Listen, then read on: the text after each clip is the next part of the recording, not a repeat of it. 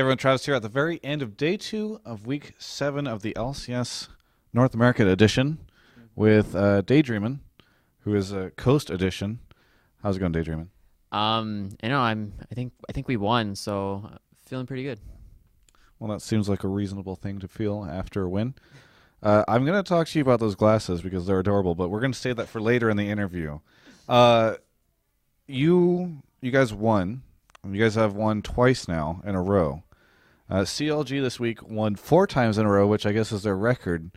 I don't know what your guys' record is, but do you anticipate winning maybe 3, 4, 5 times soon? Well, I'd like to think so. I mean, if we do keep playing like we are now, I'm pretty sure we'll pull out like a 4-0 in Super Week. Pretty standard. Hey, what was the technical issue that happened in that game?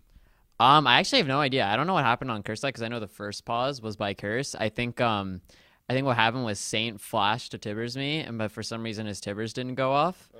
So I think that's kind of big. But yeah, I don't know. I don't know what exactly the issue was though. But the second pause, I think Shifter's keyboard just turned off, and then they fixed that. So. Well, technical issues aside, that game was certainly interesting. What ended up, what do you think was like the key way that you guys ended up winning? Because, it was hard for me to maybe tell if it was like comp or like you just outplayed them or like Saint couldn't use his ultimate. Like what happened? Well, I think it was actually looking pretty dire from the beginning. Like they were getting they were kind of winning their lanes, especially mid lane, because Gragas Pantheon is pretty hard to escape from. Yeah. So they were looking to pull ahead really far when they went for the dragon, but we actually were able to get like 2 or 3 kills, and then we're able to get the dragon right after. So we swung it right back, and then after that, I think we had some really good calls. We rotated. We got like there was one play where we were able to counter gank a Pantheon gank, and then we rotated that into like 3 turrets. And then from then, it's like pretty much up to us to throw the game, but we should be able to win from there. Yeah. Now, if I remember, you guys had a very solid win yesterday as well, correct? Yes, versus EG, yeah. Why do you think you guys did so well against EG? I think EG is kind of mechanically weak, like from individual players. I think Curse is a little mechanically stronger, so they're able to kind of like scrap better. But EG is very sound in like their strategy and gameplay. So I think when we just like snowball so hard from just minute 1, there's not much they can really do. So it was just a pretty clean game. I would love to talk to you about your glasses now. What's the situation here?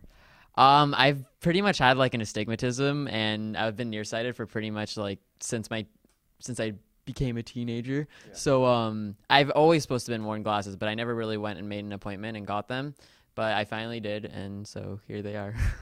Now, I would think that as an LCS professional player, someone who has to look at a monitor and who has like 4 other teammates depending on him, that perhaps I would have expected you to possibly have made sure that you had correct vision situation before, just this recent situation. What is it? Do you think that this actually affects your play at all? Oh, not at all. Like I said, I'm nearsighted, so I can't see things far away. So when it's up close, like it's totally fine. Right. So pretty much like it doesn't change anything. So. What if the audience member, there's like an audience member out there that's holding up like a sign, there's a logo that says like Baron or something on it, that could have actually helped you. Oh yeah, that's definitely like I always look out into the crowd while I'm playing so I can get some tips, and they're very helpful. Yeah. Fair enough. I see. I'll accept it. But they are adorable. Why did you pick those? Are what, Ralph Lauren? Yeah, these are Ralph Lauren. Is that what Coast is making these days? They're making the Ralph Lauren money. I got it from LensCrafters. So I just thought they looked pretty nice and black. I mean, they kind of just look like every other glasses I see. So. Now I do want to point out that you did mention that you feel as though it didn't really affect anything, but I do want to point out that. Your record seems to disagree with the idea, right? Like you put on these glasses and suddenly you guys start winning. Are you still certain that that has nothing to do with it? Maybe they're just lucky? Actually, as soon as I did get my glasses, I did start hitting more Leona ultis. I mean, before I was garbage at Leona. Like I missed everything. But that TSM game, I actually had some pretty nice ultis, and I had just gotten my glasses. So I think maybe you're right and I'm wrong. Exactly. let's talk a little bit about All Stars because we've got All Stars conversation just on the edge of something. I get the feeling that it's gonna pop up soon, and I like to be ahead of the curve. So let's talk about All Stars. Who is your NA All Star team? Starting at the top. Oh, okay. For top, I'm going to say Zion, and I'm not even being biased because he's just on my team. I'm just gonna say Zion because I think like he has like potential to pretty much outplay anyone, and he also plays like the standard tank meta. I mean, we did win versus DSM when he was playing Shyvana, but he also plays like super carry top laners, and I'm pretty sure he could catch like some Koreans or the Europeans really off guard with that. And as for mid, I think either Bjergsen or Shifter. I think Shifter's pretty underrated. But Bjergsen definitely deserves it. So as for jungle, I'm going to have to say pretty obvious, probably Meteos. I think Meteos is really, really, really good, and he pretty much stays good throughout all of his games. So as for bot lane, I think pretty much just Doublelift and Xpecial. They're by far the clear standouts in each of their roles. So, yeah, pretty standard besides my top pick, I guess. Who do you think is the not like the other top pick that somebody else? You said you're standard. You're not standard, and your top pick. Who would be the standard top pick? I think probably Balls. Well, I would say Dyrus. I think Balls has actually gotten a lot better this split, and I think he's actually outperformed Dyrus a little. So, yeah, I'd pick Balls after Zion. But you think Zion has that like unknown factor where people aren't going to see him?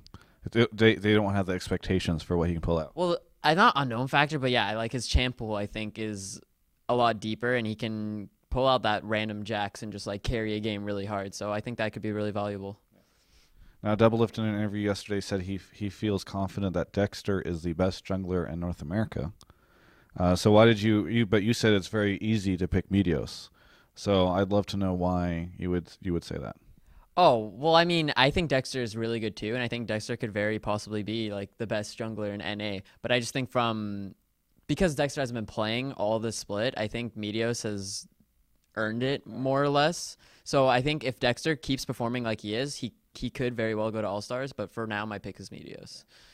Do you have any thoughts into how that team would perform, like because obviously it's not just about personal mechanical skill; it's also about like can the team synergize well together and all that kind of thing. Do you feel like that's a pretty good synergistic? I'm going to use that word a lot probably in the next couple of weeks for these questions. But do you think that's like a good synergistic situation?